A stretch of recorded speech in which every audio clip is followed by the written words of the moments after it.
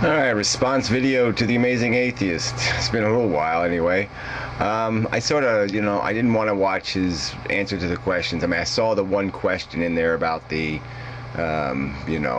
race issue again, and for him to clarify his position, and so I was curious, and so I did listen to, whatever, a third of his answer to the question video. And so here's The Amazing Atheist on the subject of the right to white only, the right to white only. That you're a self-admitted liberal, what positions have you rethought? Have you changed your mind on, say, business owners' rights to discriminate based on bigotry? And if so, will you admit that Mendham was right all along?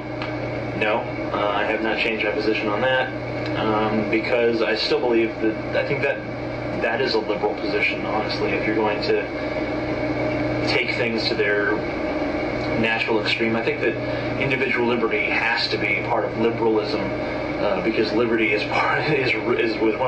the root word from which liberal is. Oh shit! Never mind. It comes from that word, is what I'm trying to say, and I think that individual liberty is extremely important. My liberal positions mainly have to do with economics.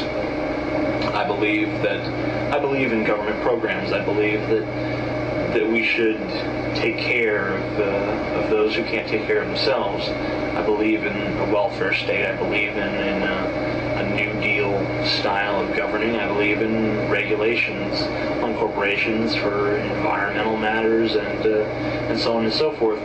But I don't believe that any company should be subjected to, you have to hire this race or this gender, or you have to serve these people, because I think that in that instance the free market really can take care of it.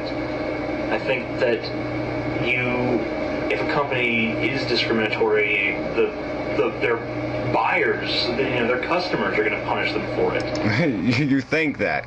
What do you think it based on? What example in human history do you base it on? I mean, really, can you come up with one example where a business paid a price for its acts of discrimination beyond being, brutalized by a court system that imposed a law on them? I mean, every case I've ever seen, the company would have got away with it scot-free if it wasn't for the court imposing a liability and a penalty.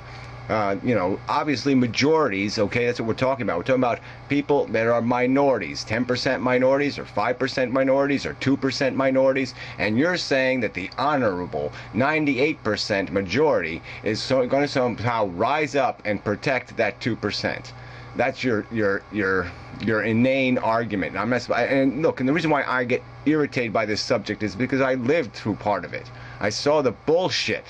I mean, the absolute bullshit, the insipid rationalizations and justifications for nonsense. I mean, you're talking philosophy that, of Strom Thurmond. I mean, Einstein's like that. I mean, look at the congressmen that supported this kind of states' rights crap. I mean, look at those people and say, you affiliate yourself with those people? Look at the people you're agreeing with on this subject. You affiliate yourself with that intelligence? I mean, here you'll talk about how people have an obligation to essentially be taxed out of their house to pay for other people's kids, right? I mean, $500 billion a year extracted out of human beings to pay for other people's decision to have motherfucking children.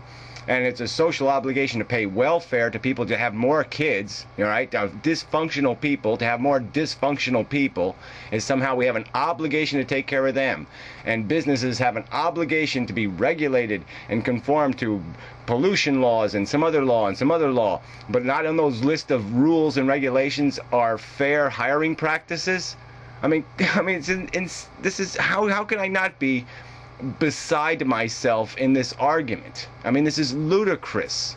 I mean, that it's somehow it's self-correcting in the human psychology. That's like saying our nepotism is somehow going to be self-corrected in how we'll behave in the world. We've seen that doesn't work. All right, we've seen what legacy wealth does and the consolidation of wealth based on the inane and idiotic psychology of nepotism, which makes horrible social policy. Well, guess what? The same forces are at work in bigotry. I mean, it is a natural impulse to take things that are just too different and want to keep them separate and not want to have to look at them or deal with them every day. And so people will do that, all right? And that's just a natural impulse.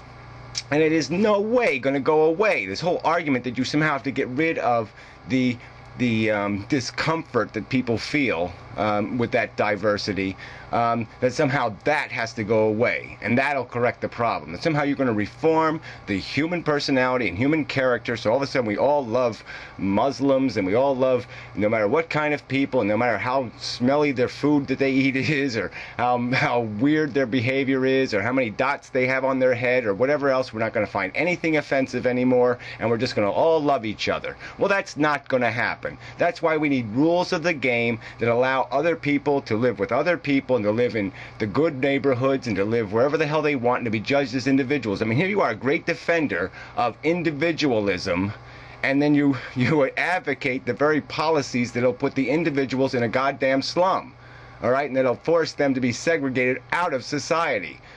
I mean, really, I mean, you know, businesses, I mean, if all you can work for is government, if government's going to be the only organization that's going to protect your rights to a job, then what are you left with? All right? I mean, you're going to be a social worker? I mean, you know, work for the army?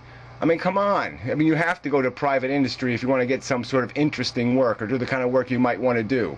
And if you let private industry decide, I mean, they can make the same decision about people that are too tall or people that are too fat or people that are too anything. And it can make a statistical calculation, and, you know, for everything, and say, well, there's a liability to that because the majority of those people are this or the majority of the people are that. And so then they can just pigeonhole you into some sort of category and decide that you're just not worth the trouble. And so we'll just discriminate against all of you because that's easy, okay? We don't have to interview each one of you. We don't have to decide by your character. We'll just screw you based on some cosmetic, superficial category we can throw you in. And then you say you respect individualism? How are you respecting people's rights when they don't have a right to a job and they don't have a right to live in a house they want to live in or in the neighborhood they want to live in? How the fuck are you respecting people's rights by doing that? I mean, it's insipid. You know, well, whatever. Let's continue. I don't, you know, that's just, I think that's how that would work. I don't see any business doing well if it refuses to serve black people or refuses. Well, look, the biggest case I remember, one of the oil companies, Sunoco or Amoco or something, anyway, they got nailed because they you know, it was statistically demonstrated that they were discriminating against blacks in their hiring practice. It didn't even make really. People didn't stop using Sunoco. They didn't stop, you know, they didn't boycott the gas. They didn't boycott the oil company. I mean, come on. We know what Walmart does. People still shop there. I mean, you know, bullshit on this idea that you're going to be able to, that the public's going to have the strength to do something to their own disadvantage to send a message to a company. That's not going to happen. I mean, cigarette smokers now are being, you know, excreted from the marketplace. They're being essentially denied employment. I mean, Ted Turner, other companies. But there's not going to be, the nation isn't going to come outcry and say, well, how the hell can you discriminate against people based on what they do in their own living room? I mean, that's nonsense. All right, but there's not going to be any principled outcry. Nothing. Not a peep. So it's just bullshit. Your argument is bullshit. You're just saying that the only place people are going to have rights is where they are the majority. So we might as well just segregate all ourselves, and that's just going to lead, you know, why not just advocate going back to a civil war? Because you're just asking for that. You're asking for a nation of pockets of diversity, and we'll just end up like that. We'll end up like Iraq or some other country, and it's not to our advantage. It's not civilized. It's not reasonable. It's not rational policy, and you haven't presented one good reason to ever go back there. Give me some huge example of how there's such a horror now because we have laws that at least discourage people from saying, I'm not going to let any black people rent the apartment I own.